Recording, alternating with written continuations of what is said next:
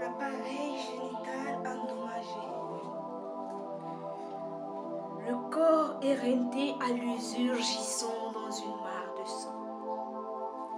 Toute la nuit, dans cette brousse, Aïssatou s'est débattue à corps et à cri, sans pouvoir se défaire des mains de ses violeurs.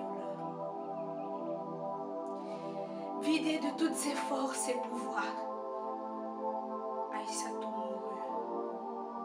C'est dans cet état désespérant et triste que ses parents ont découvert son corps le 6 juin 2021. L'humanité ne s'est pas contentée de chercher ses violeurs et de les juger, mais a plutôt utilisé un moyen plaisir en disant: que faisait-elle là-bas? À cette heure tardive, pourquoi était-elle habillée ainsi? Si donc s'habiller à sa guise est une invitation au viol, qu'allons-nous dire de ces fillettes de quelques mois qui portent des tenues indécentes et qui se font violer par des hommes âgés? Si donc sortir à une heure tardive est une invitation au viol, qu'allons-nous dire à ces personnes qui sortent pendant ces heures tardives à la recherche de leur quotidien et qui se font ôter la vie par les bandits? Aucune formule ni hypothèse scientifique n'approuve cette perversité à outrance.